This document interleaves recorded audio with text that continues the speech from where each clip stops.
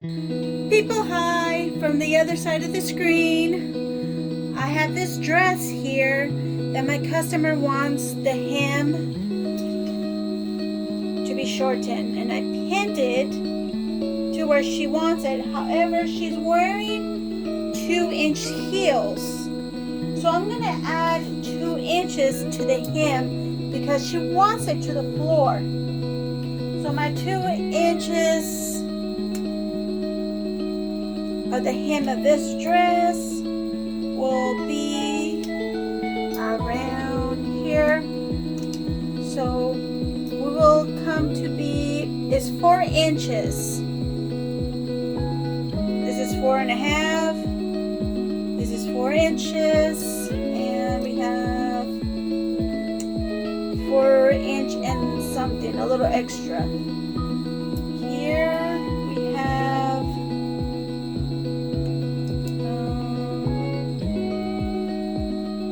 3.5. So what I'm doing is I'm taking the average of the markings that I have in order to get the total amount of how much I want to actually hem. So I pin as much as I can pin around her when she comes in. That way I can get the most accurate length of hem they want. So I'm going to go with 4 inches because it rounds up to 4 inches on this dress. I'm going to take those pins out and work inside the lining of the dress and mark it at 4 inches.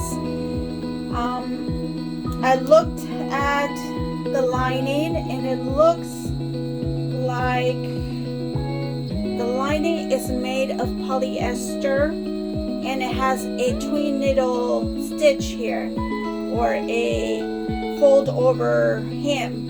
I don't have a machine that does the fold over hem, that does this and cuts it and does that serger design, but I do have a twin needle machine that will do something similar to it. It's not exactly the same stitch, but we can hack it. It's a hack that I do because I don't have that expensive machine that does this cool, awesome stitch of the twin needle and the serge at the bottom, at the back at the same time. You will notice here it has a split on the dress, right on the front of the dress. We have this nice slit, and you can see the lining and then the front of the dress. When you open it up to do your markings, you'll notice that this marking is way higher than this one. That's because the front of this dress is longer than the lining, and you want to keep it that way. So the way we have this, we're going to copy it like that here. So continue marking your dress all the way around at 4 inches. I've noticed too that the front of the dress has this stitch of your fold over machine, and I'm going to do the same thing as the lining with my twin needle in the front of the dress as well for the hem, so we can have a similar look to the finished part of the dress, like it was the same as, almost the same as the original. I'm gonna continue marking at 4 inches. At the 4 inches, I'm gonna go ahead and slide down to 3/4. So that's 1 inch mark, and 3/4 right there, I'm going to mark it again. So up here and then 3/4. The reason I am doing the 4 inches and 3/4 down, that's where I want, where I'm gonna serge off the dress. I'm crossing these marks here that I have initial, because those are the ones I had at the beginning when I had my pins, and I don't want to accidentally serge that part off instead of my serge line that I'm making now, and miss, and they have a little short spot there. So I go ahead and put an X, knowing that's not the spot that I want to use. I want to use the one that has no line through it. That's my way of knowing where to serge and where not to. You might have other similar tricks when you do your hemming. I'm interested of knowing them, though. If you can put it in the comments, that'd be great. I'm always up for learning new skills and sharpening my skills. I've been doing this kind of hem on my dress for a while now, and I find it to be more accurate and more efficient. Yes, it does take longer to mark your dress all the way around, especially if you have dresses that have more of a circular skirt on it, a full skirt round, and it takes much longer because there's more material to go around with. This one's more like a maybe a 3/4 skirt bottom, so it doesn't go all the full circle. It only goes like 1/4, and that makes the material less at the bottom, so it will be faster to go all the way around compared to your full circle. I hope I'm making myself clear what I'm trying to say. Let me give you an illustration. I have a circle like that, and here's your waist. So to go all the way around on your full circle skirt, that would take a long time. But if your circle was cut in half, so you only have only this portion, you bring this portion and kind of bring it in like that, so it makes your skirt less. And then of course you cut it, and that makes it even lesser of hem to work with. Maybe I confused you more. Sometimes it works better in my head than trying to explain it. I apologize if I confused you.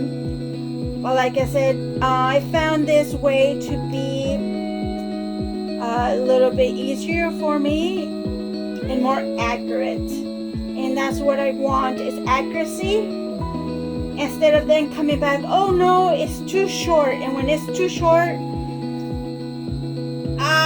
there's no way to come back with that, because you cut the material.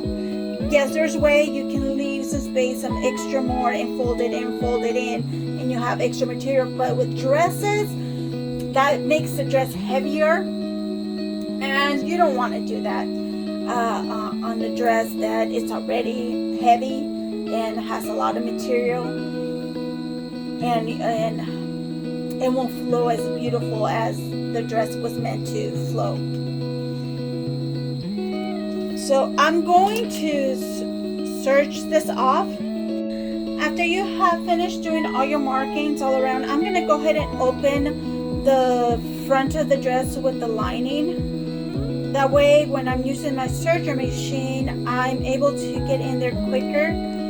That way it won't be it won't be the step that I have to do there right at the machine. It's already open for me, so I can just zoop and sew everything that I need to sew. I'm going a little bit above my 4 inches. Maybe I'm going up an inch higher, so when I sew that, it will be the nice hem already stitched, and I'll just have to re-sew that together when I'm done. So after you have opening your lining and your front of your dress, we can jump into the serger machine, and I'll see you there. I didn't have any maroon color thread, so I'm gonna go with black. Black tends to blend in pretty well with the dress.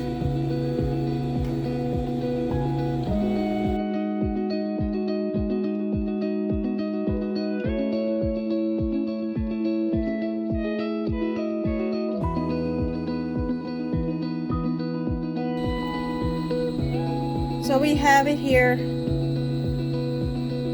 how it blends in the black. Now we're gonna fold it right there in the line, and we're gonna do our 20 needles and sew there.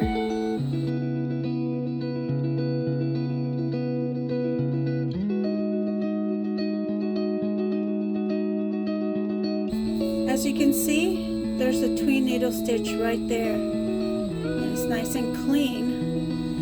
From the inside, you can see how it's stitched.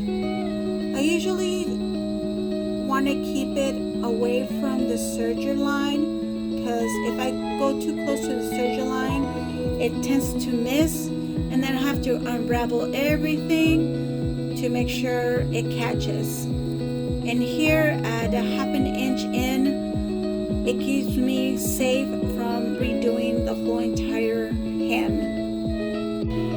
After finished serging it and using the twin needles on our hem, I'm gonna go ahead and put the lining and the dress together the way it was at the beginning. So I'm gonna go ahead and pin here at my corner of my hem, like so, and maybe pin this one down as well, like so. We got it. And I'm gonna make that stitch. I'm just gonna start from here all the way down to finish at the very bottom.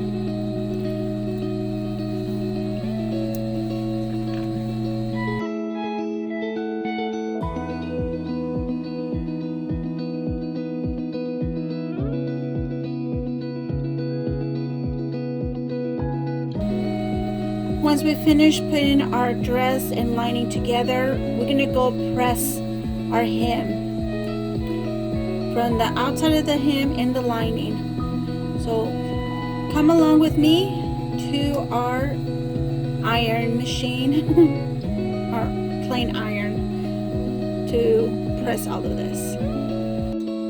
Here we go at the iron table. I'm gonna go ahead and press this down with some steam. You might ask yourself, what temperature should your iron be when you press certain types of materials? This is polyester, and this particular fabric, it can resist hot temperature. Mine, it's at 5, if that's the highest. And honestly, I press most everything at that temperature. I guess the matter of using steam or not is the key. I use steam as much as I can. Sometimes this iron per se doesn't want to cooperate. It likes to not out the steam and get stuck and not get hot enough. So it has its own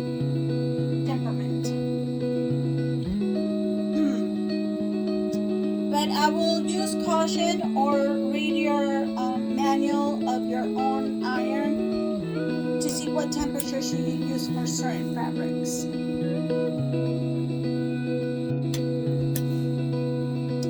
Once the lining is pressed, it should be ready. Your customer should be ready to come and pick it up. It is done. We have our finished hem here.